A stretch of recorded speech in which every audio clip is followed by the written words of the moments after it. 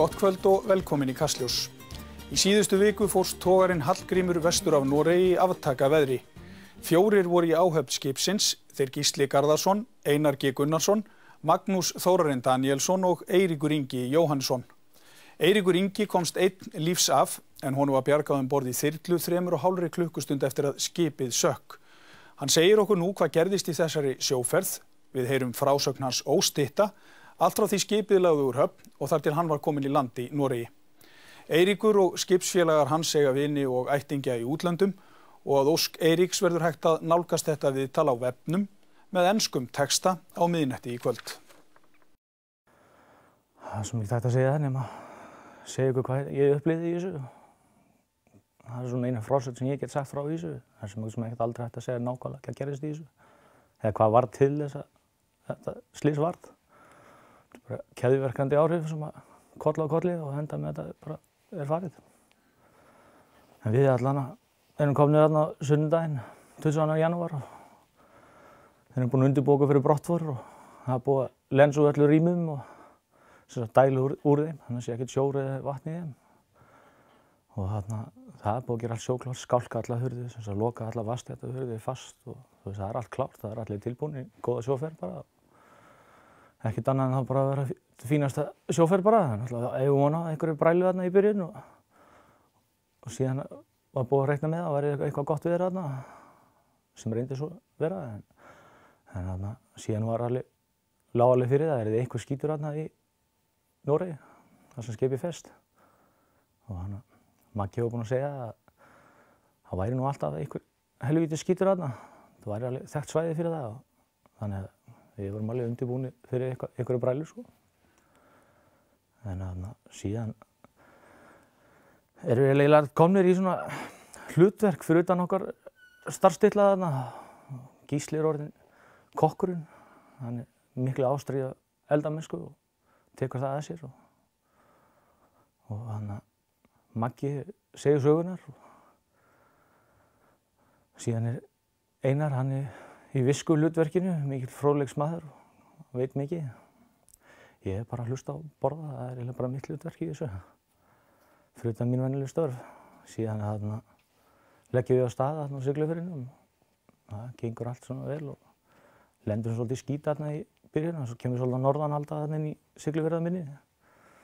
Þar byrjar skipið náttúrulega að hoppa upp og niður og stinga sig það niður að framan sko. Þannig að þetta fór svolítið í magann á mér þarna. Verið slæmur í maga, en þarna tók það svolítið fljótt í, ég átti ekki von á þessu. Þannig að ég er búinn að vera upp í brúna alltaf meðan við erum að sigla og svo bara hleyp ég niður og strákarnir alltaf veit ekki hvað er í gangi með mig, ég bara fer bara niður sko. Svo fer út á dekk og læt allt vaða bara. Síðan þarna, því ég er búinn, þá fer ég aftur upp. Og þannig að svo sitjum við bara þarna og það er bara voru rosalega gaman hjá körlunum. Þeir eru alveg þvílíkt góðir saman allir að tala og skiptast á svona hínu og þessu og bara góð stemning í hópnum, góð móral og það var bara að vera gaman. Síðan þarna sit ég þarna uppi og ég segi, jæja Einar, hvernig eigum við að hafa þetta? Það vorum ekki ákveða hvernig við ætlum að hafa þessar vaktir eða neitt svoleiðis. En við vorum svona lauslega búin að ræða þetta en ekkert að. Það var bara frjálsar vaktir, þú fer í kojuna bara þegar þú ert þreyttur og ef hinn er í koji þá bara vekur hann. Svo skiptast á, samt stannar allir vaktir og öllu sinnt eins og á að gera. Síðan þarna ákveði ég bara, segi hérna bara, ég myndi bara taka nóttina, þess að kallið var þreyttur náttúrulega bara. Þannig að þetta er náttúrulega 4, 5, 6 leikuti þetta. Það kastaði ég mig bara í kojina, ég er náttúrulega bara fegin og það líður ekkert sérstaklega vel. Þannig að ég fer í kojina og svo erum við bara að sigla þarna áfram út og það heldur áfram náttúrulega bara þessi brella þarna í byrjun. Svo heyri ég að það er eitthvað vandamál í gangi. Þú ert vakinn ef það sé þörf á því. Eina leysir þau öll, það er ekkert vandamál, þetta er bara smálega vandamál. Síðan bara seglum við út og allt er í góðu og maður fer upp í brú af og til og fylgjast með hvernig staðan er og hvernig gengur og báturinn gekk fínt, hann var svona 8,5 mílu. Svo bara er þessi veltingur hann eiginlega fyrstu 2 dagana eða eitthvað og ég næ ekkert að borða nýtt þarna sko. Ég bara nærist á brjósik og það er svona súpa, allt sem ég var búinn að reyna að borða, bara fyrir upp á minni. Mjög óvenjulegt fyrir mig, vanlega geta bara kastað í mig steik þegar svona byrjar. Það er aldrei verið neitt vandamál, en þarna bara náði ekki að halda neinu, sko. Þannig að ég bara þarna fínn í hausnum og öllu öðru. Þannig ég tek alltaf þegar ég á vaktinni, still alltaf klukkunni mína að fara niður vel á klukkutíma fresti og vakta því og fylgjast bara með öllu þar eins og ég var að gera. Og það myndast voðalega fljótlegt svona munstri á mér og Einari í þessu, hver sinni hvað í vélinni. Ég sá að athuga olíur á vél og gír og ræsa ljósavélina af og til. Og hún var búin að vera missa af sig olíuna af og til og þannig að ákveðum við myndi bara ræsa hana nógu oft þannig að hún væri alveg örugg alltaf. Og það var allt í fínustu leið með það. Einar tók að sér að sjá lensinguna og það. Svo að þrífa olíuskilvindina sem að hreinsar olíuna, smurr olíuna á vélinni reglulega. Og það gengur þetta munstur. Og síðan erum við bara að sigla og erum komin inn á einhverja, hvað sé þetta er ekki næst síðasta vakti mín eða eitthvað. Það kemur allavega einn dagur sem er mjög góður. Það er bara fallegt veður í kring og Einar tekur fram að það er sérstaklega fallegt bara gaman að vera sjó, bara fínt. Ég var allar að koma til og náða að setja í mig reykta fólaldarkjötið hans Gísla sem var bara mjög gott og kom með þessu einu bita ofan í mig og nokkrum erðeplum. Síðan líðin alltaf bara fram kvöldið og við erum að nálgast Noreg þannig að maður var svona spenntur. Já, við erum bara að vera komnir bara, þetta er alltaf að nálgast, gengur vel. Maggi var búinn að ákveða að vera ekkert að keyra bátinn harðara, það þyrfti ekkert. Það var engin þörf að vera að koma þarna nóttu til, bara að koma þarna um morguninn eitthvað leys. Þannig við héldum bara þessari ferð og kramið í bátnum reyndist bara vel og vélin gekk eins og klukka og það var aldrei einu vandamál þarna alla þessu ferð. Eftir að Einar var búinn að leysa þarna í byrjun. Og við erum bara á þessu fínu siglingu og svo kemur næst síðasta vaktin mín og ég var búinn að segja við Einar að við lentum í það eldsneytisskilvindin Einar var búinn að uppgötva að hún var alveg óvirk. Það var eitthvað að gírnum í honum og ég ákveði bara fyrst ég var að líða betur, ég var búinn að segja við kallinn ég ætla bara að rífa hann til, ég var aldrei að rífa svona, þannig ákveði bara að rífa hana bara. Þyrfti ekkert að vera að setja það saman eftir, þetta var hvort þeir bara að fara í ruslið. Og við þurftum ekkert á hann að halda, við ættum nógu síum og olíum var góð og Einar var búinn að taka sýni á olíunni og sjá að það væri ekkert vatn í henni og þannig að það var engin sérstaklega þörf á skilvindinni og sagði að það væri svolítið paraffín í olíunni en það var allt í góðu, við myndum bara dæla upp á daghylki sem er neyslutankur skipsins fyrir vélina og myndi gera það bara oftar þess að olíum fengi aðeins að hitna, það var auðveldara fyrir og þegar svona vaxið gerir þetta erfiðara fyrir vélina, það var hún að heit og leipur og góð og svo fer ég náttúrulega bara inn í nýju vél og ég ríð þetta í sundur og allt það og síðan segi ég Einari frá þessu þegar hann tekur vaktina, nú erum við að tala um þetta næst síðasta vaktin mín og það byrjuð svolítið veltingur og hreyfing á. Svo fer ég bara í koju og kallinn vekur mig um morguninn, þetta er ekki eitthvað 8-leyti, vekur mig og hann kennarinn í honum sest þarna beint á mótum í kojunni aftari og ég er bekknum í messanum, þessu eldhúsinu og hann byrjar að segja mér, nú skaltu koma þessu saman, ég var búinn að finna hvað það var að, ég var náttúrulega svolítið hissað, það hefði verið eitthvað það var búið að segja okkur að það væri nýbúið að taka þetta upp það kom í ljós, það var bara eitthvað brotið splitti og kallinn var búinn að dunda sig alla nóttina að smíða til splitti í þetta og þannig að strákurinn geti nú sett þetta saman aftur og ég er náttúrulega komið svolítið veltingur og ég er ekkert fara að setja strax, ég setja saman þegar það fyrir að róast aðeins, þannig að rétt á hann við komum í landið eitthvað. Svo segir hann að það nú eiginlega verst við það og eiginlega reist pakktósuna þegar þú tókst þetta í sundur. Ég er náttúrulega bara, maður bara að rífa þetta í sundur, það var ekkert að fara að setja saman aftur. Svo kemur það og Einar bara er brosandi og segir mér þessu og síðan fer hann bara í koju og ég spyr hann að því áðan fyrir kojuna hvað langt síðan hann verið í vélinni og hvort hann var nýkominn og hann var bara nýkominn úr vélinni. Þannig ég stilli bara klukkunum mína sem ég var vanur og síðan sinni ég bara vélahlutverkinu eins og ég var vanur að gera, að fara niður og athuga þetta allt og síðan er ég kominn aftur bara í koju og svo er ekki alveg hvað gerist nákvæmlega milli 8 og 12 en svo man bara eftir ég var að horfa á klukkuna og hún var 12:30 eitthvað og svo rétt komin yfir hálf sá bara mann eftir vísistöðun á klukkunni og einhvern tímann í þessu þá kemur Gísli niður sko, ég man ekki hvort það var fyrir þetta eða eftir á, þá kemur Gísli niður og segir Eiríkur þarna, getur ekki þarna trimma skipið aðeins, færa þyngdi til í skipinu, dæla á milli tanka og hluti sem aðeins fá því skipið var að fara að halla svolítið í bakborða út í sjórinn, vinstri hliðina, út í sjórinn var að koma hérna á hægri hlið skipsins á stjórnborða. Þannig að skipið náttúrulega leitast til þess að vera aðeins svona bak, þannig að Gísli að pæli að náttúrulega við getum dælt aðeins yfir og svona rétt aðeins skipið við, þannig að þægilega að sigla. Jú, ég segi hann, ég get alveg gert það. Það var búin að vera að brenna þarna stjórnborðstankunum í allan túrnum og við vorum með smá stjórnborðshalla, skipið voru að halla alltaf aðeins til hægri. Þannig að við vorum búin að ákveða að við myndum bara brenna þeim tanki fyrst. Jú, við gerum það, þannig að ég var búin að reikna með þeim, við komum þarna 3 sólarhringa, tankurinn var tómur og þannig að ég náttúrulega bara opnaði kvarðarörið þarna sem maður getur séð hvað komið mikið í tankinn. Þessi tankar eru undir vélinni, kallaði vélatankarnir. Og þannig að ég opnaði þetta allt og býst náttúrulega við því að ég þurfi eiginlega bara að fylla tankinn með hallin á skipinu.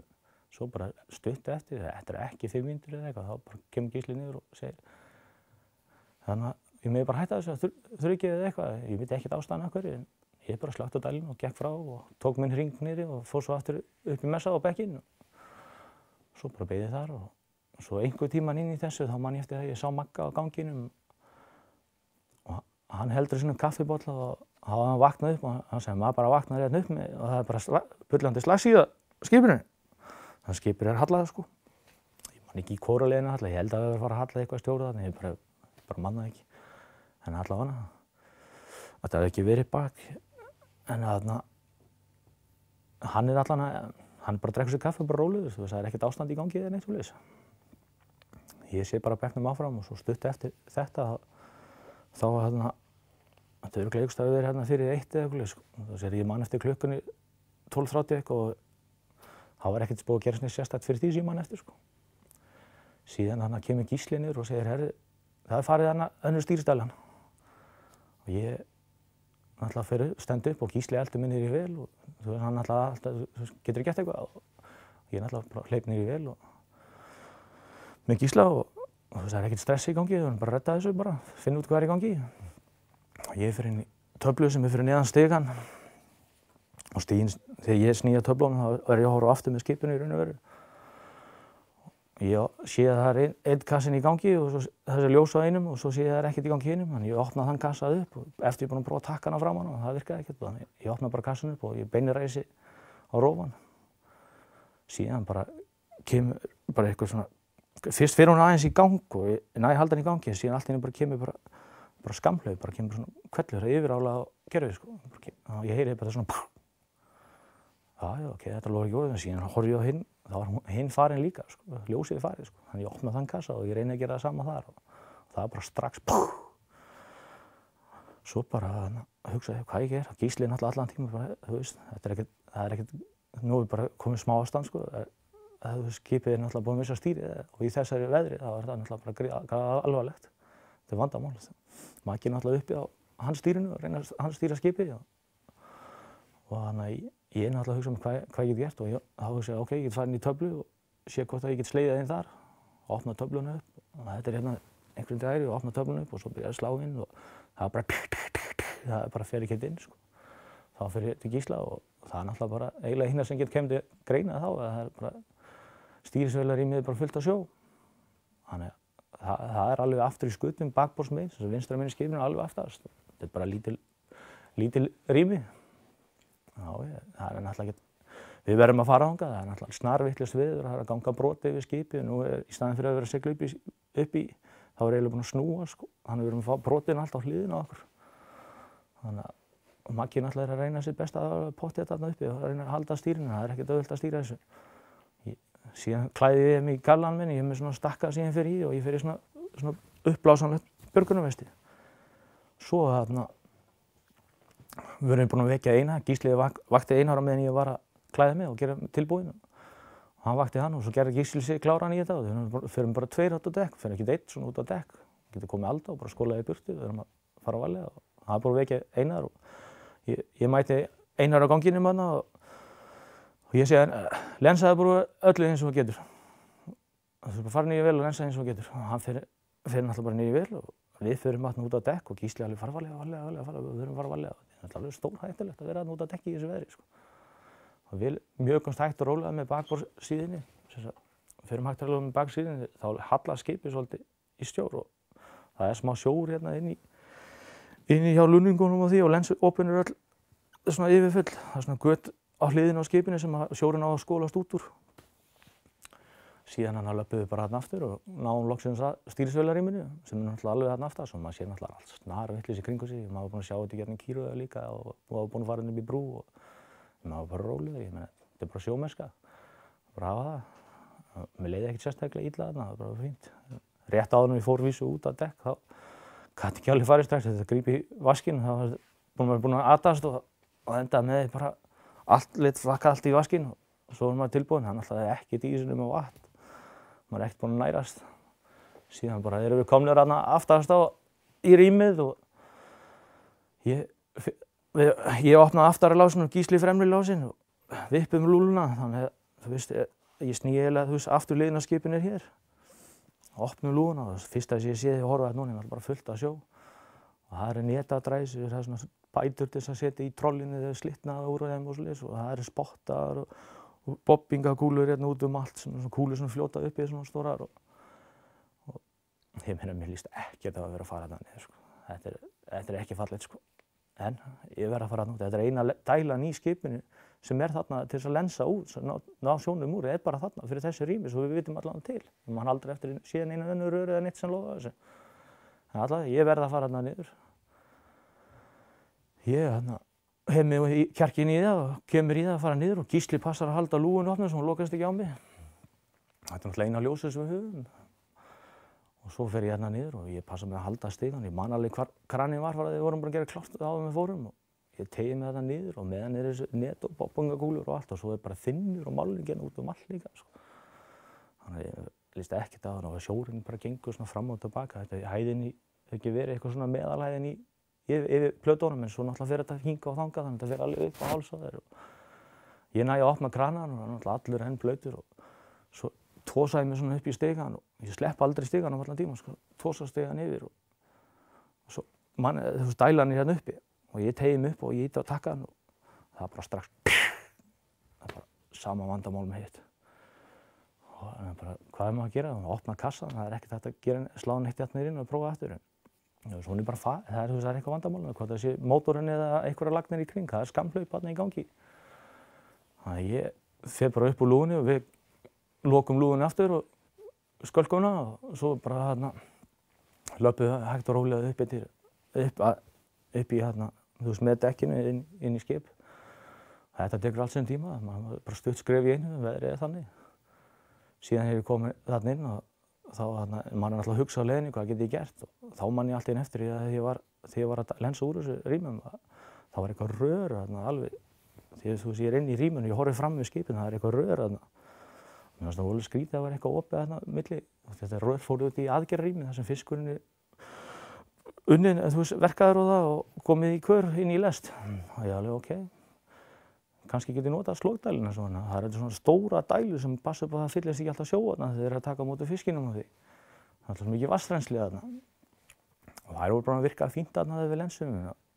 Voru ekkert sjálfvirkaðir, það var ekkert að virka, kallinn var eitthvað að reyna að finna út úr því en svo náði ég að kveikja það niður í vel og þannig að það bara kláruðu strax allt þarna þegar við vorum í landi. Þannig ég vissi að þær svínvirkuðu. Þannig ég segi Gísla frá þessu að þú veist, þetta vatn allavega að leka út í akrinu og getum kannski lensað eitthvað þar úr. Og þannig að ég fer niður í það og Gísli eldi mig niður og síðan kem ég náttúrulega upp í töfluna og ég þarf að beinræsa hana eins og ég geri áður og ég opna töfluna og ég horfa framan á hana, það er svona mælið framan á ampumælið til að sjá hvað hún takir mikið straum og ég beinræsa hana og ég sé bara straumið fara svona þannig ok, flott, þetta er að fara að virka og síðan allt í bara þá var hún farin og ég opna hinn skápinn og það bara strax það er allt í skamlaufinu og ég meina þessar dælur er eitthvað svona hátt á gólfinu þarna í aðgerðarrýminu og það er alveg opið inn í lest, það er svona þú veist gat sem er opið inn í lestinu þarna sem maður horfir fram í skipið þá er bara svona hurð þar sem þeir taka fiskinn og setja hann eins og í körinn og ísa hann. Þá hugsaði ég mér ok, þú veist það ekki séns að sjórinn komin í þessa hæð. Þetta örugglega bara sama á hinum, hann alltaf að skvettast. Þú veist, ef það mótorinn, annars þetta bara lagnin eða eitthvað.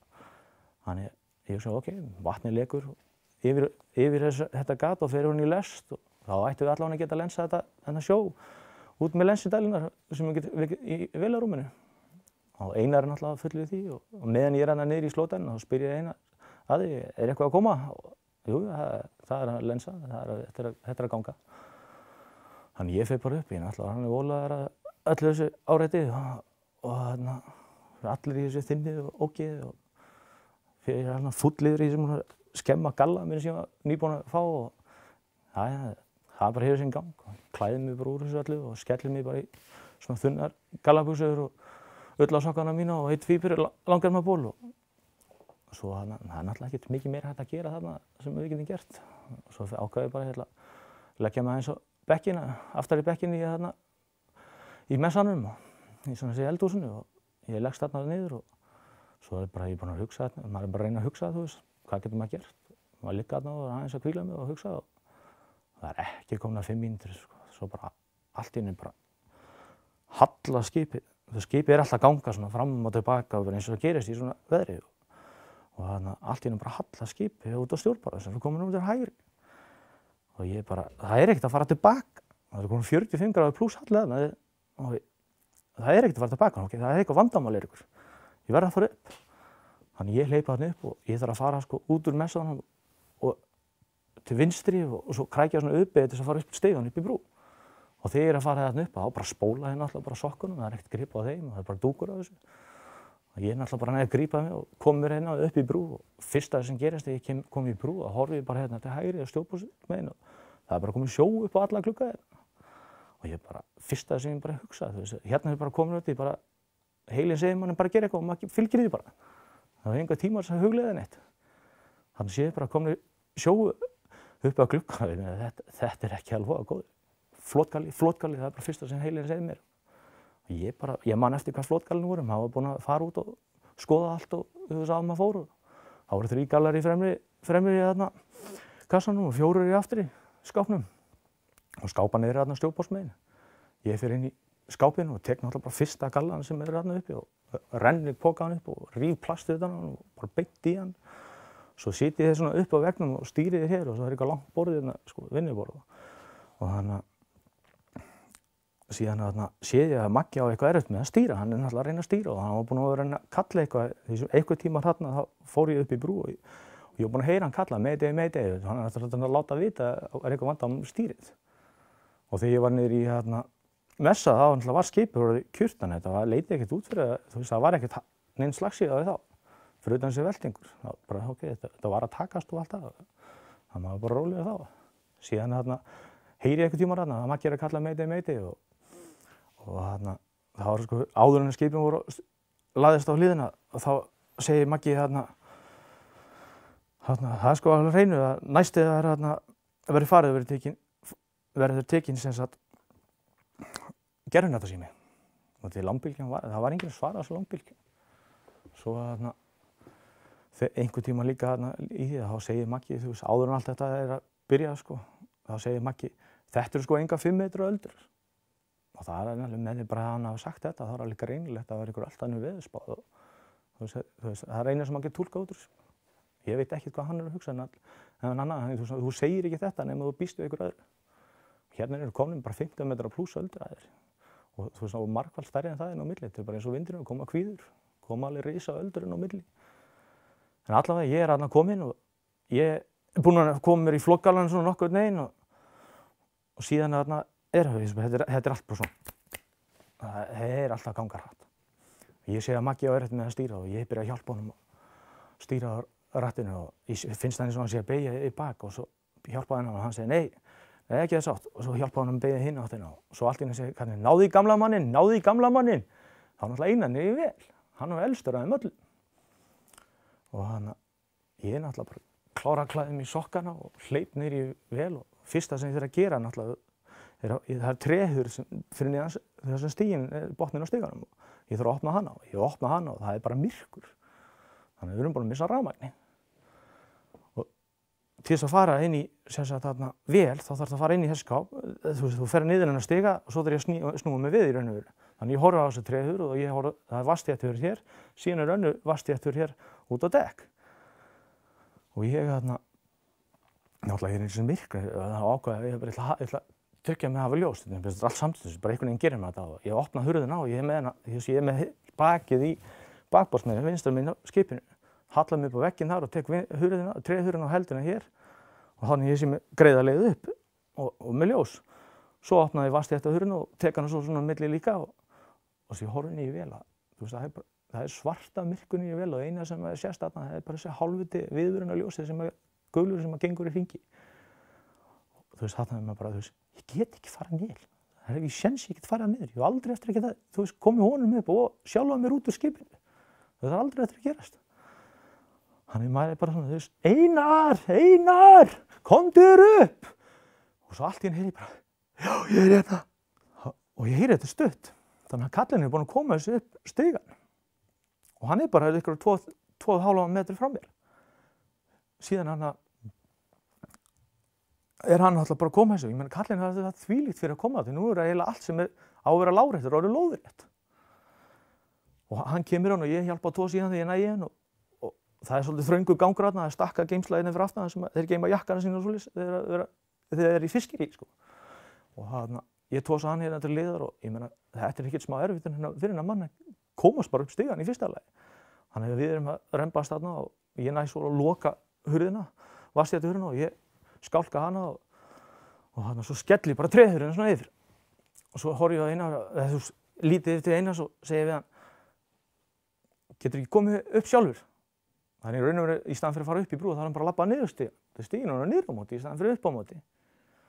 Og hann segi já. Og ég þá bara hleyp upp stigann aftur. Og því ég er komin upp í stigann núna, þú labbar upp, þegar þú fer upp á stigann, þá er komin upp alveg hægra megin í brúnni. Þessu stjórnborðsmegin. Og ég horfi svona út og ég sé bara allir gluggarnir eru fullir af vatni hérna megin. Og þegar komið sjór í alla framgluggarnir sem ég sé hérna megin, ég horfi ekki til þess átt. Og ég bara, er ykkur út. Og ég var búinn að taka eftir því þegar við vorum bara niðri. Ég horfði á hurðinu vatnstéttarhurðinu út af dekk. Það var að fara vatn gegnum hana á fullu. Þótt þetta á að vera vatnstétt, þá er þetta ekki aldrei 100% vatnstétt. Það lekur allt eitthvað með þessu. Og ég náttúrulega vissi að ég kemist ekki þar út. Þannig ég kom hérna upp í stigann og ég sé allt þetta. Brúin er bara komin á kaf. Og með það sem ég veit þarna niðri, þá er þessi hurð hún er í miðjunni á skipinu. Þannig að brúin er bara að sökkva. Við erum bara að fara niður. Þannig ég bara, ykkur út. Og það er svona langt borð þarna sem liggur, eins og það sem ég var að klæða mig í gallann. Og það er bara svona langt borð sem liggur þarna upp og þetta er bara svona, plastplata, eins og við þekkjum öll. Og þetta er eitthvað svona breitt og stýrið er hérna og svo er tækin og það. Og þetta borðið er komið næstum bara lóðrétt upp. Þetta er 87 gráður eða eitthvað hallin á þessu. Og ég byrja að tósa mig upp og síðan heyrist í Magga, hvert að fara? Og ég sagði bara, ég er að fara úr skipinu. Og þá náttúrulega eftir að eina sem kallinn hefur verið að hugsa þarna er að þegar hann spyr mig þessu, hvort ég hef nokkuð verið að skilja gamla mannin eftir mér vel. Það hlýtur bara að vera það sem hann verið að hugsa. En allavega ég pæli ekkert í því, ég ætla bara að koma út úr þessu skipi. Og á þessari stundu er enginn að klæða sig í flókgalla. Ég er svo einu sem er komin í flókgalla og ég er ekki eins og komin alla leið en öllum leiðum. Ég man ekkert nákvæmlega hvernig ég kláraði hettinu og renna upp og allt þetta. Ég reikna með ég gert það þegar ég komst út loksins, en allavega. Ég stattur þarna og ég byrjar að klifra upp lautina og þetta var svo sleipur í þessum galla og það er ekkert til þess að grípa. Og þannig að ég renn niður og akkurat ég dett niður og bara kemur svakaleg hræðsla í mann. Og svo allt í einu bara, Eiríkur, börnin, þú verður að komast út. Og þá bara slaknaði ég aðeins, hérna ég slepp allavega að missa mig. Og ég held að byrja að fara upp og svo kemur Gísli og hann ýtir á eftir mér. Þannig að ég kemst áfram upp þetta borð, ég minnst að borðið 2,5–3 metri eða eitthvað langt. Ég kemst allavega upp þetta borð og ég kom á endan á borðinu. Og þannig að ég sit bara svona njánu. Ég er bara á endan á borðinu, bara hér á leiðinni. Og ég var búinn að, ég var búinn að sjá alla hurðar og alla útganga á hann í fór þannig að einhvern veginn bara man heilinn eftir þessu. Og í öllu þessu volagi og ég hef komin að þarna upp og ég þarf að opna tréhurð, það er stór vatnstétt hurð hún eitthvað svona breið eða eitthvað og svo tréhurð þarna. Og þetta vinstra minn á skipinu, þetta náttúrulega vinstri hliðin snýr núna upp. Og ég opnaði þessi tréhurð upp og síðan byrjaði ég að opna lásana hérna með hægra megin á hurðinni. Svo ýti ég og það gerist ekki neitt, bara fast, ég bara nei. Svo allt í einu bara samstundis bara kveiki ég á vinstri lásanir. Og ég losaði þá og svo bara, þú veist, ég man ekkert meira en bara hurðin bara, ég er komin út og ég er komin á nýðin. Það er næsta sem ég man, bara einhvern veginn bara poppaði hurðin upp og ég er komin á nýðin. Og ég held mér ný og ég klára að renna upp sokkana og ég er örugglega klára að setja hettuna og klára að renna upp. Og þarna, síðan bara þú veist, þegar ég kom hérna upp og ég stend upp, ég horfi kring mig, það var bara, ok, ég er rólegur, þú veist, ég er komin út. Og þeir eru þarna niðri, þú veist, allan tíma, maður er að fylgjast alls þar í kringu umhverfisins og vera vakandi fyrir því. Ég horfi þarna niður og ég sé að þeir eru að vinna. Einar er hér, Gísli hérna og Maggi er hér og ég sé að það er eitthvað appelsínugult þarna neðst. Þannig það er ekkert annað appelsínugult eða svona rautt heldur en flókalanir. Þannig þeir eru greinilega að komast í galla. Og Maggi er að byrja að komast í galla. Og síðan þarna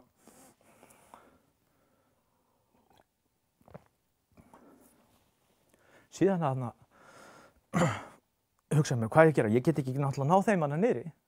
Ég er búinn að komast hérna uppi, núna þarf ég að gera eitthvað hérna uppi. Og ég byrja náttúrulega, fyrsta sem ég var búinn að gera þarna var að horfa í kringum og sjá hvað ég sæi björgunarbátnum sem var að vera hægra megin á skipinu, snjóbátsbátnum. Og hann er hvergi að sjá. Ég lít niður með vindinn og öllu og hann er hvergi að sjá. Þannig að hann er greinilega bara ekkert búinn að opna það sig.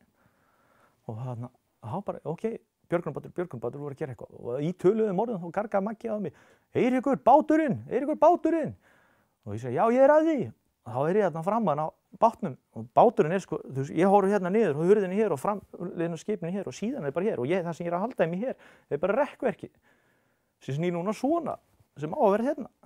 Og ég held bara í það og svo byrjaði ég að reyna að athuga hvernig ég get losað hann bát og hann er í svona skotgálga en ég pæli ekkert í því. Og hann er bara þarna báturinn og ég reyna að losa og einhver tíma þarna detti ég niður og ég detti á rassinu á einhverju, örugglega mastrið eða eitthvað, því ég bara hrynna niður og ég klifra aftur upp og svo held ég áfram að vinna í þessu og ég maður að fylgjast með strákunum hvernig geng og þeir eru alltaf að mjakast einhvern veginn upp. Og ég er alveg 100% á því að Einar og Gísli lögðu allar áherslur að koma gamli mannin fyrst út. Og síðan er ég hérna í kring og ég er eitthvað að tegja mig svo alltaf, já, sylgjan. Það er svona sylgja sem hún getur tekið til þess að ná bátnum og losa bátinn. Þetta er hannað þannig og þessu fljótur að þessu. Og ég tegi mig svona yfir í sylgjuna, þú veist, báturinn liggur svona langsum með mér og ég er nýbúinn að tegja mig svona yfir. Og svo allt í einu bara, púm, skýtur gálkinn. Og það bara, skýst svona gormur í mig og ég sem betur fari ekki fyrir framan hann, hann getur steinrottað mig. En báturinn, hann fer bara svona, björgunarbáturinn, hann fer bara beint upp í loftið, dettur niður og rennur inn til síðuna. Báturinn á að fara út fyrir, svo er lína í bátinn sem á að vera föst. Þannig að við getum bara hoppað í sjónu og fara beint í bátinn. En nú er björgunarbáturinn kominn þarna. Ég horfi á þá og þeir eru að mjakast upp og þeir eru komnir þeir eru að nálgast hurðina. Og þannig að ég tegi mig svo undir og ætla að grípa í bátinn. Þú veist, nú er ég bara stattur hér og ég er að horfa í áttina það sem botninn á skipinu er. Þú veist, ég sný því. Niður vinstri hliðina í raun og veru. Og þannig að ég tegi mig í bátinn og það eina sem haldi í þessum báti, þeir eru þessi pökkunumbönd í kringum hann. Og ég grípi í það og ég byrja að lyfta bátinn upp. Svo allt í einu bara finnur svakalega sársauka í hendinni og hendin bara einhvern veginn sleppir þeim. Þetta er eins og sé bara að bíta þessi í hendinni eitthvað. Ég bara sleppi. Og þá böndin búin að skera mig allan svona. Og þá er náttúrulega missi í bátinum og hann fer aftur að undir og síðan eru þeir komin hér og ég þarf að hjálpa þeim upp. Og ég er eitthvað, meðan ég er að hjálpa þeim að vinna í þessu og þá kemur einhver alda og hún skólar björgunarbátinn niður og hann dettur niður hérna fyrir aftan skipið í einhverju vinnupallar í mig og það er bara, þú veist, það liggur við þessi smíðað bara fyrir björgunarbátinn sem passa. Og þetta lofar ekki góður. Björgunarbátinn fer bara niður með skipinu eins og þetta leit út. Og það er einhver svona 2 metrar í bátinn frá mér. Sjórinn er eiginlega bara komið, skipið komið eiginlega 60% kaf með það liggur á hlið. En það liggur alltaf alveg nánast beint allan tíman. Þú veist, alveg aftur. Það er ekkert eins og svona hallandi eða eitthvað. Ég er allan, maður er alltaf að horfa í kringu umhverfið og allt það og þarna síðan tek ég eftir að báturinn sprengist, þú veist, hann opnast. En hann hefur opnast þarna í þessu kverk, í þessu þrengingu og hann er bara fastur þarna á milli og uppblásin henni út í hliðar. Ég meina, maður gerir þarna bara hugsa, ok, báturinn er eitthvað skemmtur. Og hvort hann losni, það maður veit ekki. Síðan heldur þetta allt áfram og ég hjálpaði þeim upp og síðan losnaði hann báturinn frá og hann fer yfir mastri sem nú ekkert mikið skárra. En hann allan á laus og hann yfir mastrinu og ég tek eftir að toppurinn á hann mikið uppi og ég held áfram að hjálpa að kalla hann upp og síðan ég komið líklegast Einar í hendina. Ég held svona kræki hendina í hendina á honum og allt í einu heyri ég bara að koma brot og finna það og ég næði að krækja mig í rekkverkið og það er stór brot sem að ganga á okkur og ég bara held hana fast í okkur og rekkverkið og sé allt í einu bara þegar ég alveg að missa takið þá dettur allt krafturinn niður. Þannig ég bara, þú veist, hann minnaði bara yngu ég hef misst takið hann og farið bara út í sjóinn.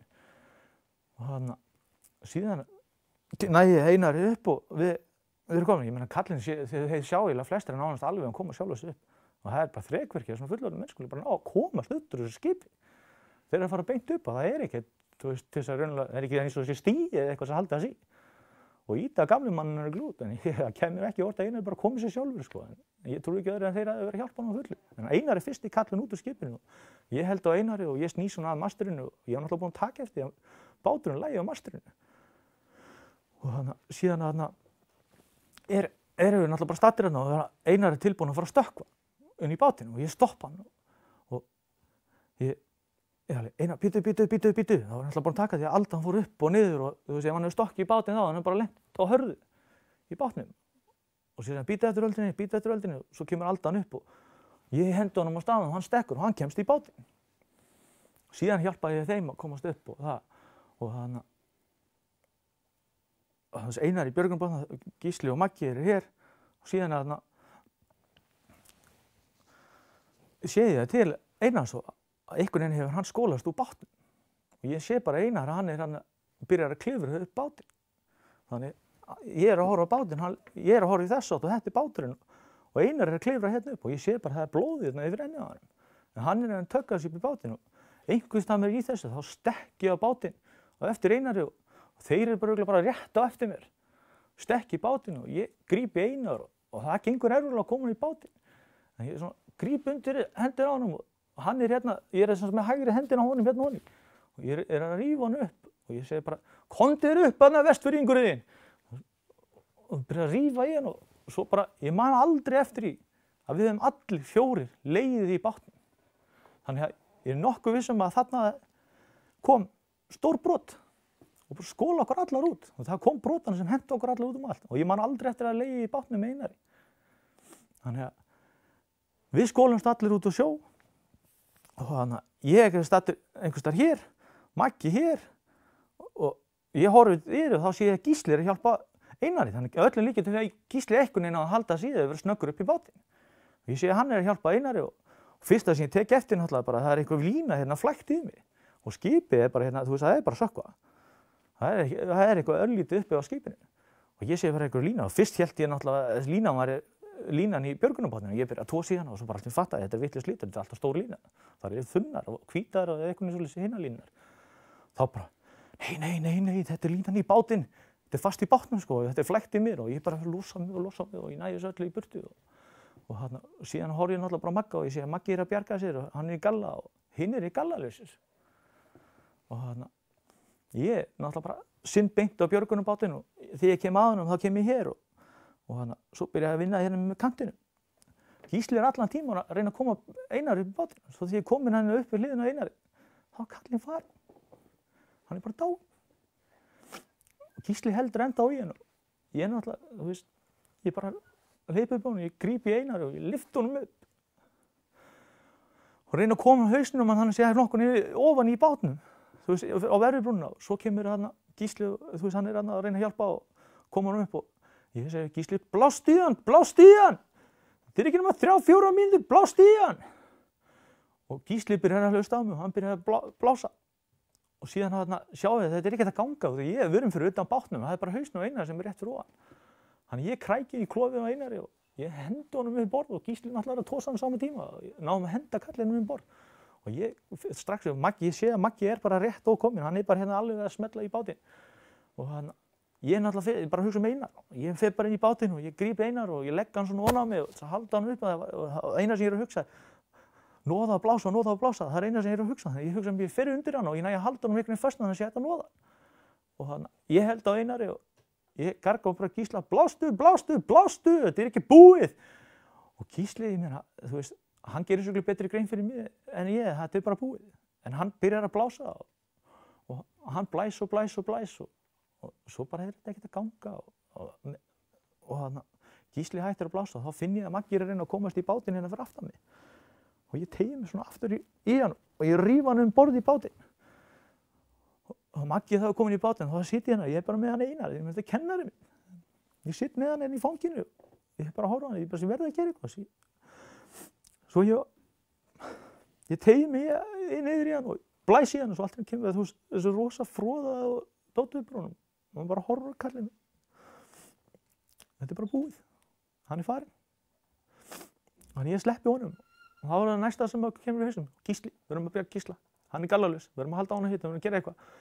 Og Maggi liggur hérna í bátnum, hérna meginn við mig og Gísli er á milli og ég segi, ok, Maggi, við verðum að taka hann á milli okkar, Og við tekum hann og við klemmum hann svona saman og ég tek utan andlit á Gísla svona og legg kinninu mínu upp á hann. Hann er bara að reyna að ná öllu sem að geta að halda hitanum og hann er bara á milli okkar og við erum að reyna að halda hita. Meðan segir Maggi, sendir inn. Og þið vorum í brúnni, þá var ég búinn að heyra að tala Maggi var ekki viss hvort það hefði náð að tekist að senda neyðarboð. Þannig hann er náttúrulega bara í bátnum og hann er að hugsa sendir inn, við verðum að ná að koma neyðarboðum út. Og hann segir bara sendir inn, það er alltaf sendir í þessu bátum. Og þannig að toppurinn náttúrulega liggur niðri og ég er búinn að taka eftir að báturinn er eins og harmonika. Hann er tvöfald þyljan, hann á bara að vera svona beint upp, þannig að það er örugglega sprungið eitthvað bladraðan á milli, þannig að hann hefur bara náð að falla svona. Og svo er ég búinn að sjá það því ég var að leita að það var bara, því ég horfði í gegnum mannopin, það eru 2 mannop þess að þú kemst inn í bátinn. Ef toppurinn er uppblásin og allt svoleiðis, þá ferðu inn í hérna og ég er búinn að horfa inn í gegnum hérna og það er bara blá sjór fyrir neðan. Þannig botninn er allur rifinn. Það eina sem er að halda okkur upp í þessum báti er toppurinn. Og Maggi segir sendir inn og Eiríkur finnur sendi inn og ég fyrir að leita að sendinum og ég teygi mig inn í mannopinu öll og teygi mig inn og alls þar og ég finn ekki neitt nema árar og pumpu. Og það er náttúrulega því ekki að leita og ég fyrir aftur og komum að hita á Gísla og ég ligg svona ón á Einar skipta röndinni á hann leðin svona, hann er í svartri skyrtu. Og ég er með Gísla hérna á milli minn og ég er með kinnina mína upp að hann og ég held utan hann og Gísli heldur svona utan hann með og ég er náttúrulega bara að hugsa hvernig ég geti komið hita á hann. Og ég byrja að neppa að lausa skyrtuna hans Einars. Men þetta er betur ekki neitt. Þannig ég byrja að sleppa hann að lausa og svo enda með að því ég er að reyna að ná hann úr hendinni þá fara þeir eitthvað að spá hvað ég er að gera og ég segi þetta er betur ekki neitt. Og ég næja honum Einari úr annarri hendinni og þeir setjast upp og því Maggi liggur eiginlega á hægri öxlina á Einari. Þannig hann þarf að setjast upp svo ég kunni að klára skyrtinu úr. Og ég næ skyrtinu af honum og Gísli sest upp og ég hjálpa honum í hann og hann klárar að klæða sig í skyrtinu og svo tökum hann aftur á milli okkar. Og einhvern veginn á þessum kafla þegar við erum höldum svona utan Gísla þá sé ég hann er með klukku af sér. Og ég spyr Gísla hvort hann viti hvað klukkan er, maður reynir að halda hann uppi, hann er orðinn kaldur. Og þú veist, hann er bara í íþróttaból, svona ljósgrænu íþróttaból og einhverju buxum og hann er ekki einu sinni í skóm. Og ok, maður verður að halda hann uppi. Og ég spyr hann hvað klukkan er og hann segir klukkan er 2:10. Svona, eftir að þá veit maður að neyðarbúðið hafi borist 14 mínútur yfir. En báturinn er ekki sokkinn líklegast á.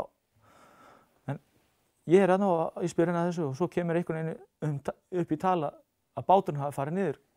Gísli segir að báturinn hafi farið niður 1:30. Og nú er klukkan orðin 2:10. Þannig þetta er eina tímaskinn sem ég veit það sem eftir er af þessu. Og svo erum við bara og ég held utan hann og allt og svo kemur í tal og Gísli á bát sem heitir Fylkir. Og ég held svona utan Gísli og við liggjum og ég segi Gísli, hvar er Fylkir núna þegar við þurfum að halda og hann byrjar að klappa með hendina og segir, hann er langt í burtu núna. Hann veit alveg hvað er að fara að gerast. Ég trúi ekki öðru. Ég er að reyna að vera bjassinn en þú veist, við erum lengst út á Portland, ég vissi við vorum 160 mílur í burtu og þú veist, það er bara við erum bara, þú veist, það er ekkert búið að stoppa. Og maður liggur aðeins smá stund og þá maður fara aðeins að hugsa. Svo segir Maggi sendir inn, verðum að finna að senda inn.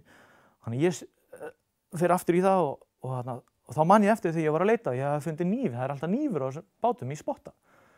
ég hugsa með mig, ég get þarna skorið þá í toppinn þvert á þarna mannopinn, þar sem átti að fara inn í bátinn. Þannig ég náði að teygja mig allavega eitthvað lengra og leita. Og ég geri það og ég teygi mig og það finnst ekki neitt. Það engin synd, það bara sama pumpa og árar. Síðan þarna heldur þetta áfram, ég leggst niður og heldur þetta Gísla og þarna þá fer ég að hugsa, ég þarf að koma meira í hita á hann, ég þarf að finna eitthvað, ég þarf að hugsa, reyna að gera eitthvað. Hann verður að halda á hann hita á hann, þá fer ég að hugsa, ég get tekið eitthvað, skorið eitthvað úr svona toppi eða eitthvað til þess að halda hita á hann. Og þannig að svo horfi ég svona í kringum og ég sest upp og ég horfi í kringum og það ekkert í, ég get ekki skorið toppinn. Þetta eina sem halda okkur upp í bátnum. Og þannig að ég fer að hugsa, gardínurnar, það svona gardínur sem loka bátnum og opina þeim. Þannig ég fer í það og ég byrja að skera það úr og tek það úr og þeir náttúrulega bara hvað að gera og ég bara saman venlega, bara þau segir betra en ekki neitt. Þannig ég tek þetta og þetta bara eitthvað tuska og við setjum þetta yfir Gísla og ég spyr hann hvort eitthvað betra og hann sagði, jú, þetta betra. Og þannig að svo þeir bara liggja hérna í smá stund og allt í einu kemur svakalegt brot og kasta okkur öllum úr bátnum, öllum 4. Og þá ég bara komin hérna, Maggi hér og ég hér og Einar hérna og Gísli hér. Og Gísli bara að berjast að reyna að synda í bátinu. Ég náttúrulega horfa á Magga, það alltaf með Magga, þannig ég byrja að synda í áttina Gísla. Og ég syndi og syndi í áttina á honum. Og hann bara að berjast þetta og hann hverfur mig upp á vegg og öldu og ég held áfram að synda til ég sé hann aftur. Og síðan hafði það síðast þess ég mann, ég sé bara hendina á hann svona einhvern veginn upp á sjónum. Og svo næst kemur Alda og hann bara horfur. Og maður bara, þú veist, hvað ég gera? Ég hugsa, get ég syndað eftir hann og reynt að kafa eftir hann með eitthvað og mér finnst einhvern veginn að einhvern tímann sé eins og grænan íþróttabúlina en það getur ekki passað út því hann var komin í svörtu bómullarskyrtuna hans Einars. Þannig ég veit ekki, allavega, þetta það sem síðast sem mér finnst einhvern veginn, ég man allavega eftir hann var hérna og svo hann bara horfinn. Hann er að missa 2 menn, báðir gallarlausir, þeir bara farnir. Og ég hafa alltaf núna að hugsa, ég verð að komast til Magga. Og ég syndi áttina á Magga og allt það og einhvern veginn þá hefur báturinn farið, sko, ég hér og einhvern veginn hefur báturinn á að fara og hann komin undan okkur. Og Maggi, ég kem upp á Magga og hann segir bara, farðu í bátinn, drengur, farðu í bátinn. Og ég að reyna að fá hann til þess að fara með hann snýr einhvern undan og hann var búinn að segja í bátnum að hann héldi að gallið sinn læki. Og ég sá aldrei neitt rifið neitt svoleiðis og svo líka þegar við vorum í bátnum þá kom eitt tímið sem að hann var eitthvað kvart yfir gallanum og þetta var eitthvað, það var eitthvað aðan og eitthvað og ég stend upp og ég segi við hann að þetta á ekki að vera þægilt og þá bara að halda að hitta og svo sé ég að hann ekki búinn að renna allavega upp og ég lappa upp að hann og ég segi hann að passa andlitið og teygja sig aftur og hann teygir svona hausinn aftur því rennilásin fyrir allavega hérna upp og ég ríf rennilásin og loka hann og síðan hann er þetta svona yfir munnan, hann ríf það niður þannig að hann geti andað. Og síðan bara gerist það sem gerist þarna og ég allavega komin þarna út í sjó og þarna við erum bara stattir þarna og ég að reyna að fá Magga til þess að komdu Maggi, förum, þú veist. Og hann snýr sig eitthvað undan og ég heyri aldrei hvað hann segja. Eina sem ég heyri alltaf komdu í bátinn, drengur. Og síðan þarna maður að horfa á bátinn, hann alltaf að fara. Maður alltaf að fylgjast, horfa bæði. Og svo eitthvað óljós nákvæmlega hvernig þarna einhver tíma en það kemur þarna stund sem ég syndi upp að Magga og ég ætla að krækja í það svona festingar hérna framan á gallanum svona eins og karabínur og ég hugsaði við festa okkur saman svo allt inni því þú veist ég er búinn að opna lásinu og allt það þá bara nei Eiríkur þú getur ekki gert það er stórhættulegt í þessu veðri þegar aldrei að kasta okkur fram og tilbaka og út allt og ég bara, þú veist, hvað maður að gera? Þú veist, Maggi komið okkur í bátinn og hann bara gargaði á mig, farðu í bátinn, drengur. Og hann hlýtur að gera sér grein fyrir að báturinn komin langt í burtu og það þarf að hafa þvílíkt fyrir að synda í, bara komast í bátinn. Hann náttúrulega báturinn tekur svo mikið vinda og hann bara rekur hratt undan. Og ég bara þarna, þú veist, bátur, Maggi, ég bara tókstreitið þarna og svo kem ég einskiptið upp á Magga og ég gríp svona í hann og ég set hann í svona dráttastöðu, þess að ég klemmi lappirnar utan og ég með bakið á honum að mér og ég ætla að fara, ég segi við Magga, ég ver hendunar og þú verður lappirnar og við ætlum að koma okkur bara, það er hugmyndur að synda bara í bátinn. Reyna það allavega, þessi bátinn í raun og veru bara komið langt undan okkur og það er ekki séns í þetta. En maður reyna þetta og Maggi snýsið og hann vill þetta ekki og bara spyr mig hvað ég er að gera og hann vill eitthvað, hann snýr sig og bara komdu í bátinn, drengur.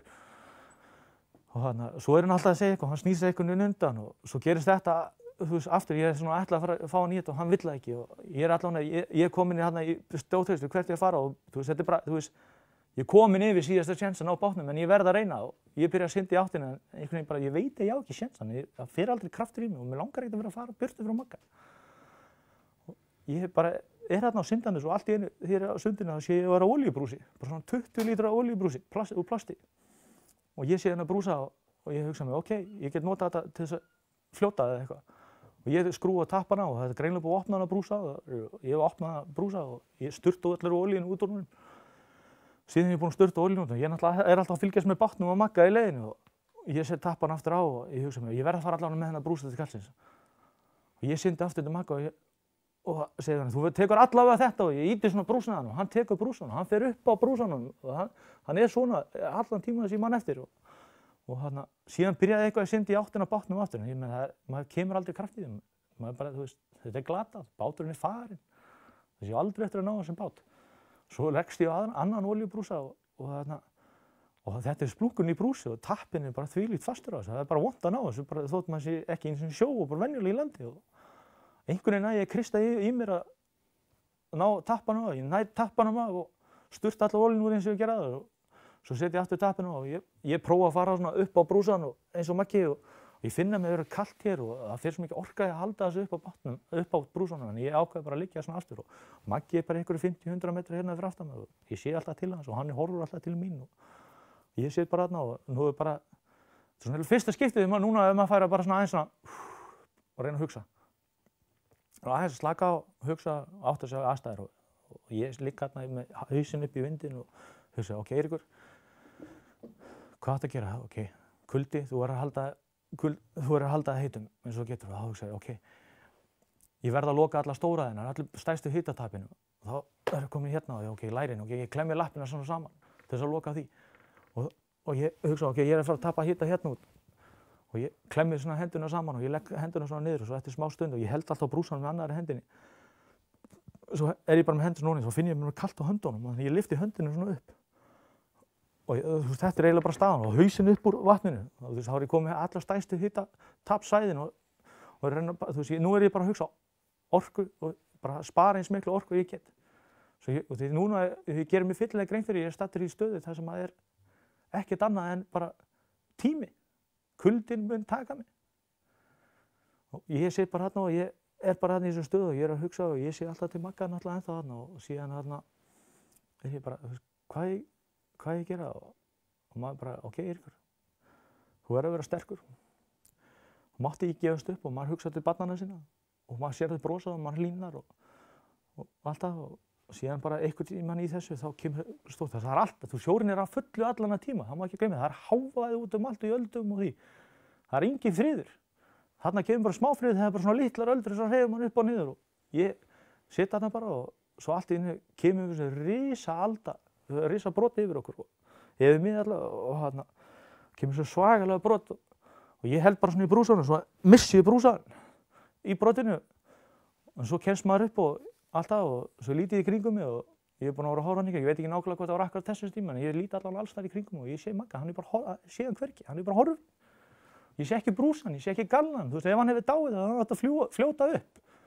Og því gallinn heldur honum uppi. Og ég sé hvergi hann og ég sé hvergi brúsan og þetta er bara gufað upp allt í henni. Og ég er náttúrulega bara, ok, Eiríkur, þú einn núna, þú voru að halda þig uppi. Þú voru að vera bjassinn og gera það og svo fer maður náttúrulega alltaf inn á með maður, þú veist, á með allt þetta tímul veit ég ekki, þú veist, nákvæmlega hvernig allt gerist, en þetta er svona nokkuð neina, allt sem ég hugsaði og svona gerði og það er alltaf milljón hluti sem komin í hausnum manni þegar maður er á reikinu. Ég er á reikinu í 3 tíma pluss allavega þarna, einn. Og ég bara horfi í kringum mig og Eiríkur, þú voru að halda augunum opin, þú mátt ekki missa af neinu sem fer fram hjá þér. Það getur eitthvað sem bjargar þér. Og ég held alltaf í vonum að hinn björgurinn bara losni og poppi upp og reiki tíminn. Þannig að maður bara vona, maður er að bjassinn og þetta snýst allt út í það að þú veist, ég var að halda mig kátum. Og alltaf þegar ég fer að hugsa út í slysið þarna, með þetta er að gerast, ég fer að hugsa slitið og hugsa út í strákana þá fyrir maður að vera þungur og þú veist, af hverju og maður er að vera að kenna sjálfu sig og allt þetta og maður er að finna eitthvað, þú veist, maður er búin að lenda í þessu, maður veit ekki hvað er að gerast. Og þá bara, Eiríkur, þú verður að hætta þessu, þú verður að vera brattur. Hugsaðu barnið, þú verður að komast heim til barnanna hennar og konu. Og þannig að ég held áfram að hugsa og berjast og þú veist, það er alltaf þessu hugsanir í hausnum á mér og ég syng einhverju lög og ég kann ekki eitt einasta texta í lagi, þannig ég byrja bara ekki að syngja, þú veist, eitthvað lag og síðan er ég alltaf á Reykjavík og svo þarna, meðan ég þarna, þú veist, maður fyrir eiginlega þetta fyrir að vera það, maður fyrir bara að vera með kynning á því, þess að halda sig léttum. Þú veist, ég er eitthvað kortappi hérna fljótandi út á hafi og fullt eitthvað svona og svo byrja að syngja mín bullug og bara að halda mig gangandi og ég er alltaf, þú veist, ég er alltaf svona. Þannig ég er alltaf að leita í kringum mig og maður þarf alltaf að rétta sig, það er alltaf að ganga brot sem eru kaffæri mann og þegar brotin kaffæri mann þá bara leiði ég bara sjónum að ýta mig niður og síðan þegar ég fann kraftinn um að vera búinn þá byrjaði að vera að synda bara rólega, fyrir ekkert að eyða of mikla orku í þetta. Ég veit ég ætti að fara upp og þú veist, þetta er alltaf leið, þú veist, ég er búinn að vera í sjónum svo mikið, mér líður ekkert illa í sjónum. Þú veist, fólk átt að segja að því ég er í sjónum, þá er ég ekkert hræddur, mér líður bara vel, þú veist, ég er bara í sjónum, þú veist, það er ekkert vandamál. Og þannig að það eina sem angrar mig, það er tíminn, ég hef tíma, það er eina sem ég hef og ég geri mig grein fyrir því ef að neyðarbóð hafi borið strax, með þessa vegalengd út á sjó, þá kemur ekki björgun fyrir kannski 2-3 tíma og ef þetta endar með að ég verið sjóbjörgun, þá skip bjarga mér og þá getur þetta farið 12 tíma pluss og ég geri samkomulega sjálfum mig, þú veist, ég gef mér fyllilega grein fyrir það er ekki nokkuð séns ég eftir að tóra 12 tíma pluss. Þannig ég geri bara samkomulega sjálfum mig. Ég ætla að tolla, halda mig gangandi í 10 tíma. Þú veist bara, ekki, en það er líka bara bjartsýni. Maður gerir sér grein fyrir það, en ég bara gerir samkomulega, ég ætla að gera þetta, ég ætla ekki að gefast upp. Svo heldur þetta alltaf áfram og ég er náttúrulega með augun alltaf opin fyrir reki og þessu öldur eru alltaf gangandi og brjótandi á mig og svo allt í einu sé ég eitthvað blátt ljós hérna framöndan, ég sé bara blátt og ég alveg, já, þetta er, maður sé þetta á þau náttúrulega og þarna, já, þetta er eitthvað ljós og ég var búinn að leita út allt í gallanum og ég fann hvergi ljós sem mér fannst bara fáránlegt og eina sem ég sá sem gett ábyrjandi á mig, það er glitið hér og á öxlunum, ég sé ekkert annað og þarna ok, þú veist, maður er bara að reyna, þú veist, hvað er maður að gera og ég bara er með augun opin og svo sé ég þetta bláa ljós og ég er bara, yes, mér vantar ljós, ég synda á ljósinu og svo tek ég það og ég held á þau og ég reyna að kveikja á þau og allt og þetta virkar bara ekkert. Og þannig, svo held ég bara þessu eitthvað tíma og svo í einu brotinu þá missi ég það.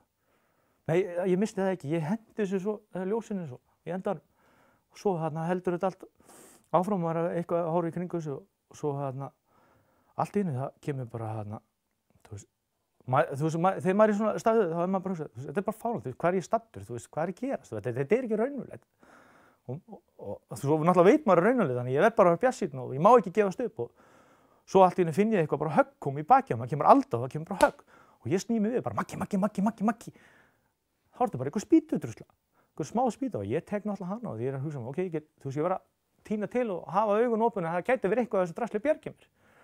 Og ég held á þessu spýtið eitthvað tíma og svo er búið rólegt þarna aðeins og það er náttúrulega bara öldunar og það er ekkert brotagang þegar ég segi það er rólegt þá þýðir að það er ekkert brota kaffæri mig. En það er alltaf öldur að ganga mig og ég er með hausinn alltaf upp í vindinn til þess að ég kólni síður. Og þegar ég sný hinsinn þá fæ ég allan kuldan framan mig og það er eins og úrkoma, það er bara sjórok og allt framan í mér. Og þannig síðan horfi ég hérna til vinstri og það er bara plankaborð hérna við hliðina á mér. Þetta er eitthvað hátt í 3 metra langt og þetta er svona breitt, það er 2 borð sem er búið að negla saman. Ég alveg bara, já, kannski ég fara ofan á þetta og halda mér aðeins meira upp úr sjónum þannig ég kólni síður. Og ég fer upp á þetta, jú, það lyfti mig upp og allt það, en ég hafði bara þvílík orka í að halda sig á þessu, þannig ég ákveða það. Þetta er ekki þess virði. Þú veist, ég er að eyða meiri orku í þetta heldur en þetta er að fara að spara mig að vera upp á. Þannig ég fleigi þessu bara til liðar og svo er ég bara áfram og svo horfði ég á þessu spýtu, hvað ég gera þessu spýtu eiginlega, ég bara hendinni það.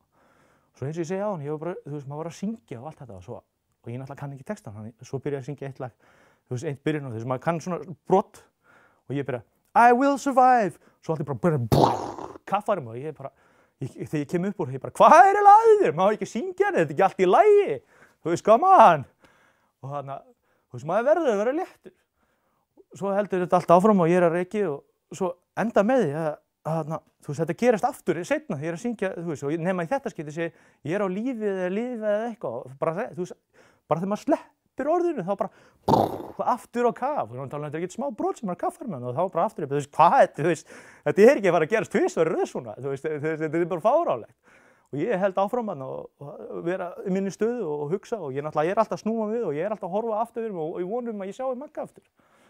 Og ég sný mig aftur, ég ger mér fyllilega grein, líklega Maggi bara farin. En ég alltaf að gera mig vonum að ég sjá kallinn, en svo horfi ég svona til hliðar og ég sé hérna einhvern silfurlita poka og það svolítið í hann og ég syndi í pokan og þegar ég komin í pokan, tek ég pokan svona upp og ég alltaf að hugsa, sendirinn, því ég sé pokan. Og því nú ég ekki ennþá viss hvort það sé búið að senda neyðarbóðið eða ekki. Þannig ég hugsa, þetta er sendirinn. Ég hef fyrir að komast í pokan og ég næði honum og svo þegar ég kom í pokan, ég rúlla upp í mínu stöðu og ég horfa á það sendir. Ocean's 7 og eitthvað water. Ég alveg, já ok, koma, þetta er ekkert að gera svona. Það er eitthvað sem ég vantar núna. Ég er búinn að vera volari á ælandi síðustu dagana og það er eitthvað sem ég vantar vatn. Það eina sem ég er búinn að nærast á er brjósik og þarna eina hrossakjötsbita og nokkrar kartöflur. Og það verður að senda mér næringu inn og vatn.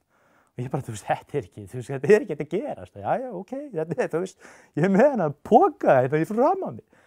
Jæja, ég ákveða það þarna út í ég hætti aldrei að hugsa, Eiríkur, sparaðu orkuna. Allavega, ég er komin þarna og ég á rekinu og ég held á þessum silfurlita poka, Ocean 7's water, þetta er ekki að gerast. Og vatnið fer vel í mig og þannig ég fæ ekkert sjokk neitt frá því, þannig ég hugsa, ok, ég má drekka aðeins meira og ég drekka aðeins meira og þarna, maður er hérna í kringum þessu allan og meðan ég er hérna á rekið þá sé ég hérna til liðar, þótt að ég sé í þessa aðstæðum, þá er ég samt að dást að náttúrunni, það er fallegt alveg í kringum mig, þótt að sé snar vitlaust, þetta er flott veður, sko, stannir, en maður er búinn að lenda í allir svoleið, en maður samt bara horfir í kringum þessu, maður er bara að dást að náttúrunni og svo horfir hérna til liðar og ég sé bara þessi risa öldu.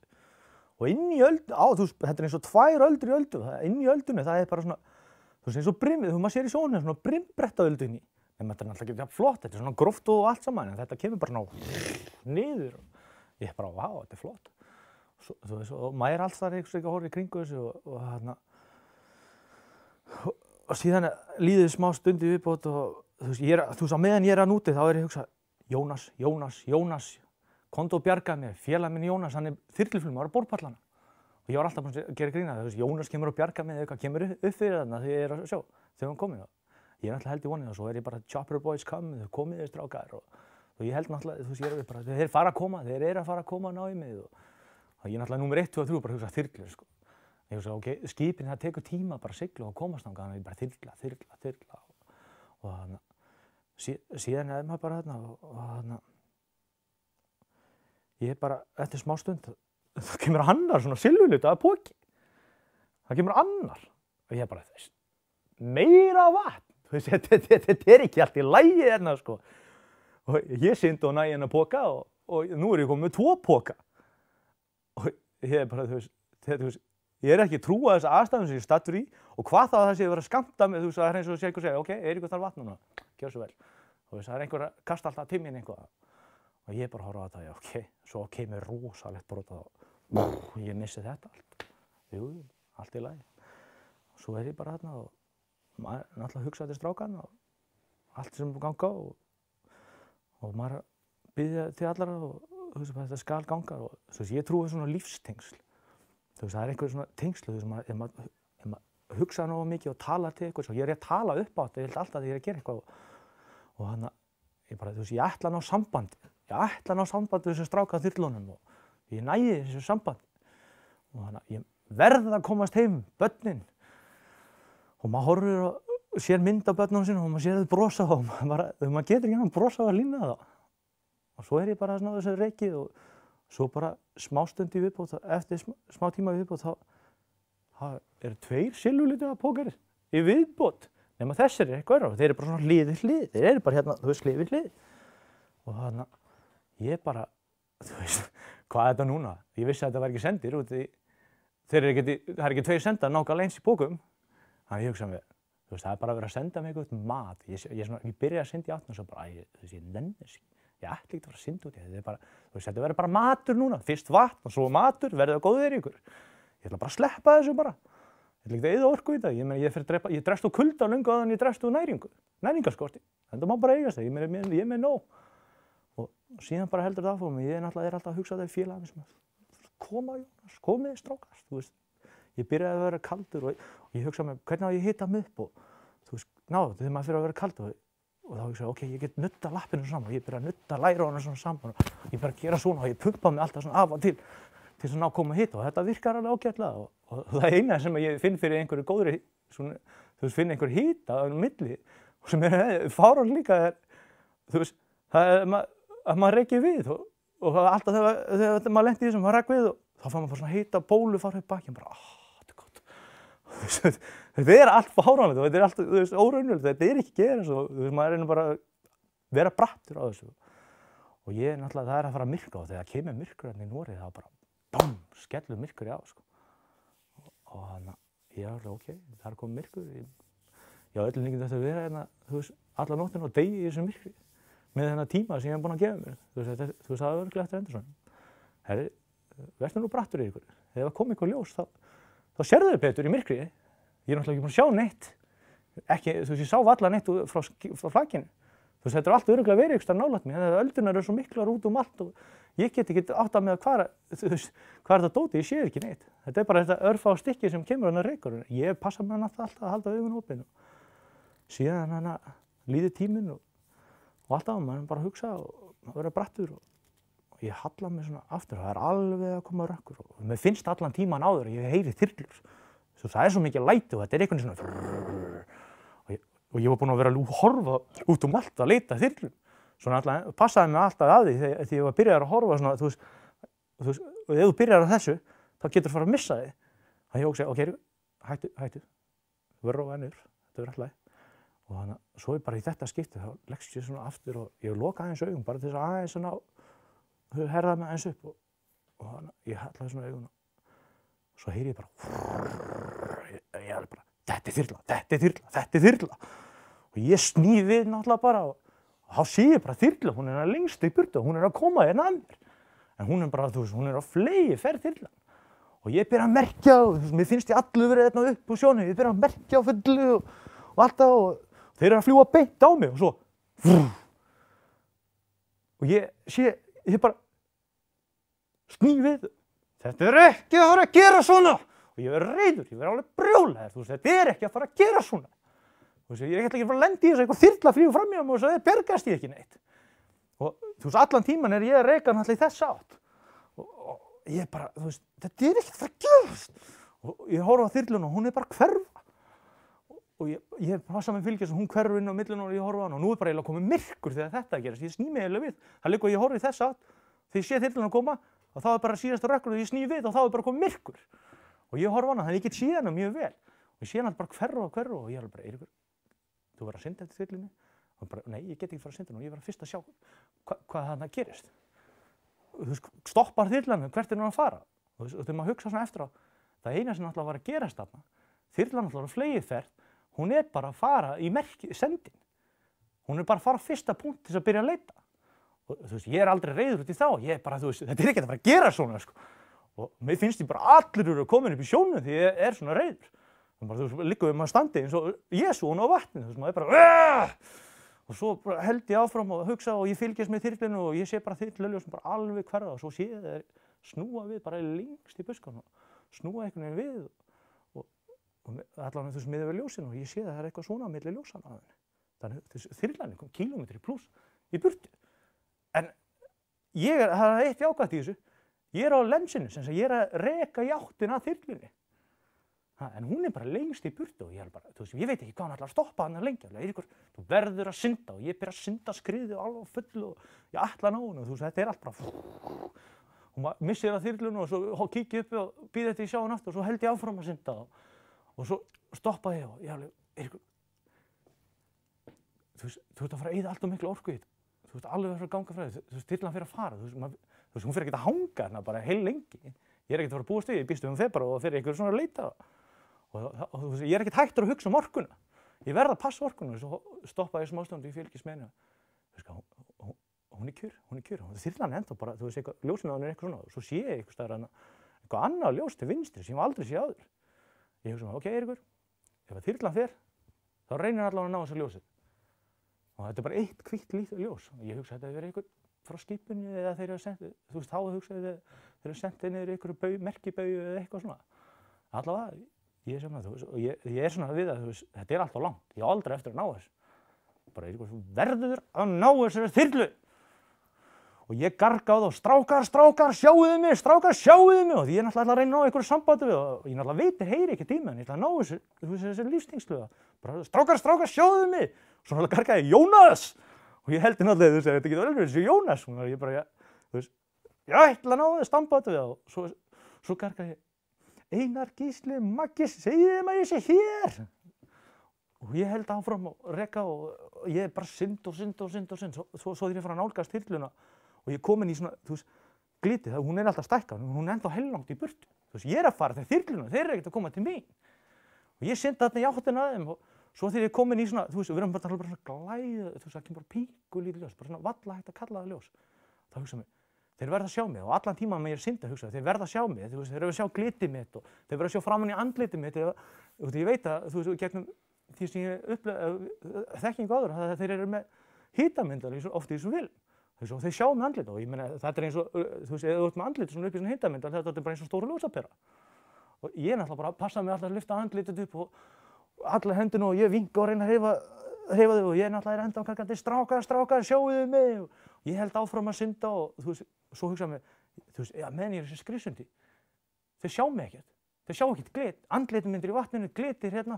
Ég verði allan að sýna eitthvað, þannig ég sný mig á bakið og ég lyfti aðra hendur upp og ég byrja að glita svona, ég byrja að synda svona fulla aftur og svo skipti ég á og svo gengur það og svo reyni aftur aðeins að skriðu og svo ég alltaf merkjandi hérna og svo ég að hreyfa mig, reyna að fá eitthvað glit á glitinu. Svo ég alltaf nálgast og ljósið alltaf stækka og það verður meira og meiri ljós. Svo enda með þetta gengur svona koll og kolli og þetta tekur alveg heillangan tíma að komast að þyrlunni. Og loksins ég bara komin í undir þyrluna. Og ég hætti ekkert, því að þarna ég bara merkjandi svona og öldun að ganga alveg sífellt.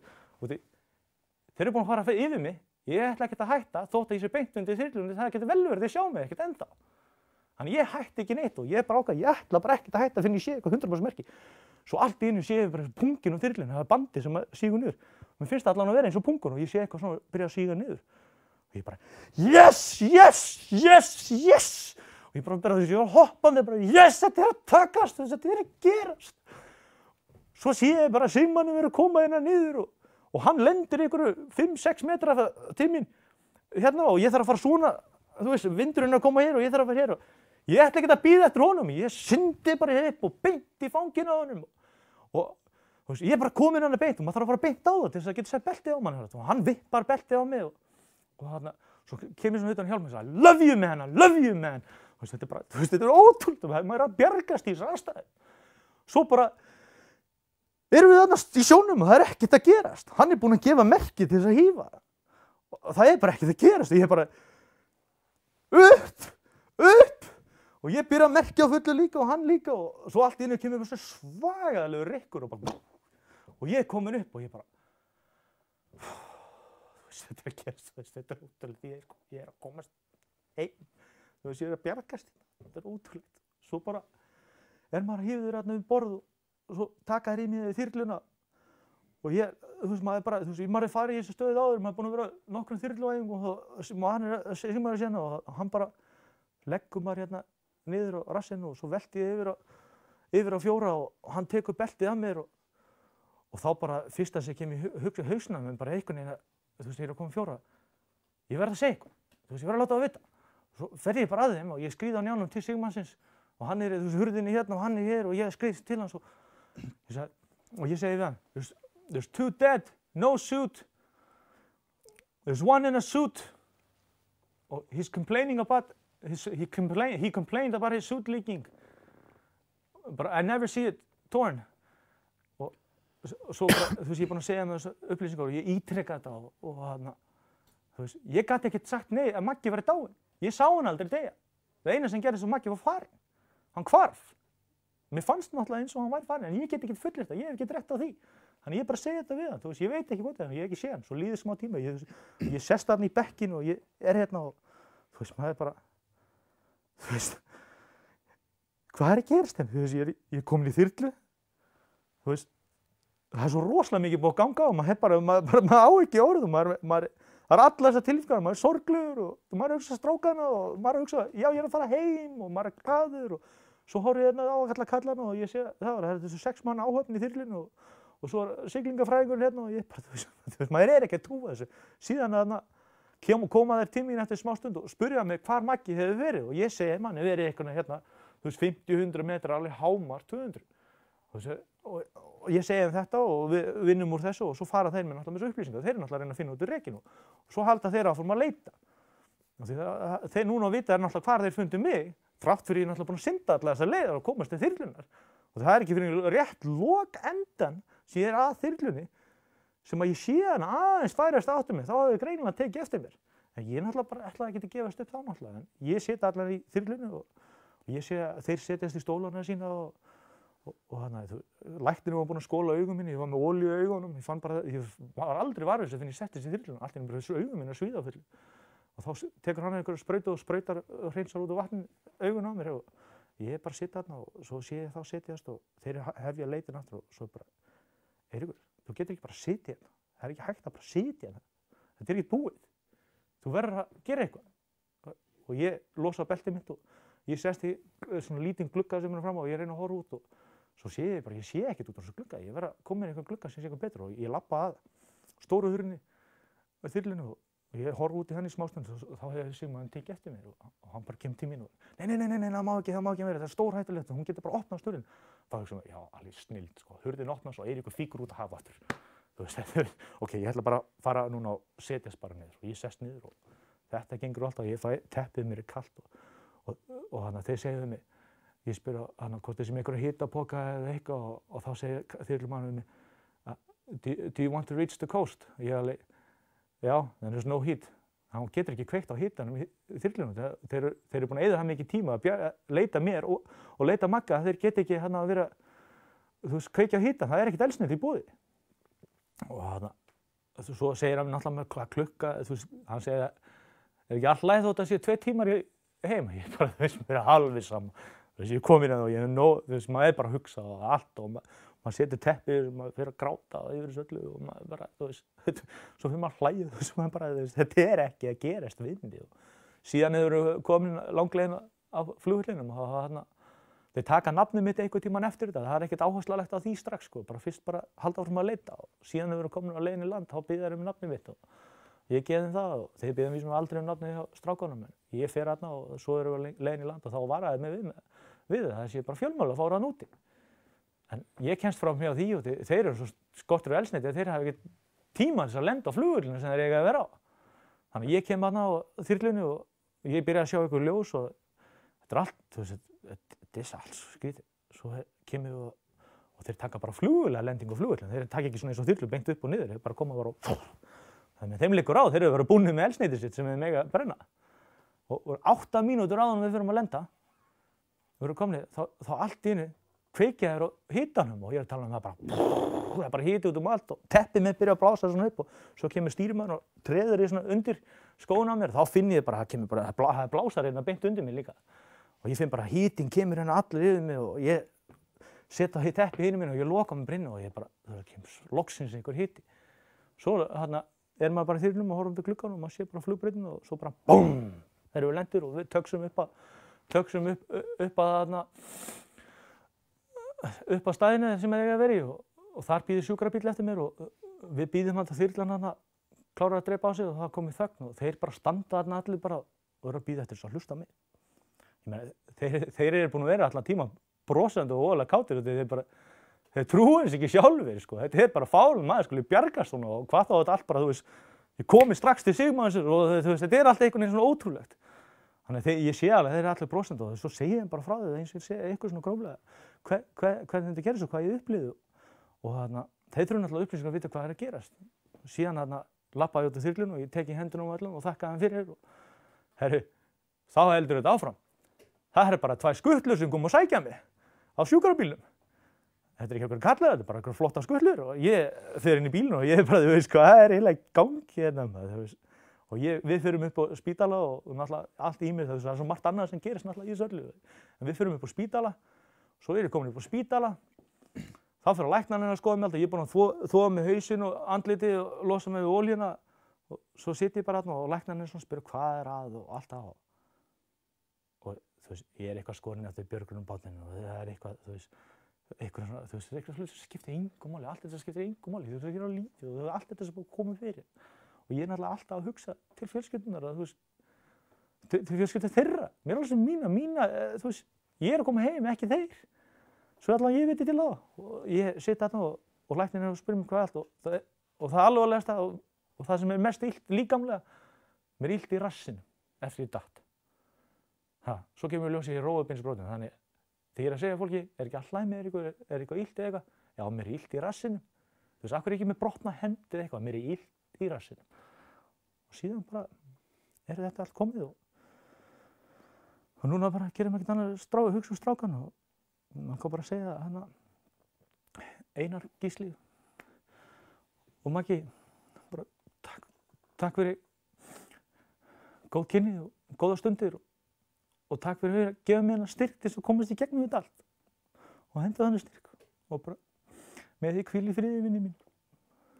Ég kem að hitta ykkur síðan þegar minn tíminn kom. Takk fyrir.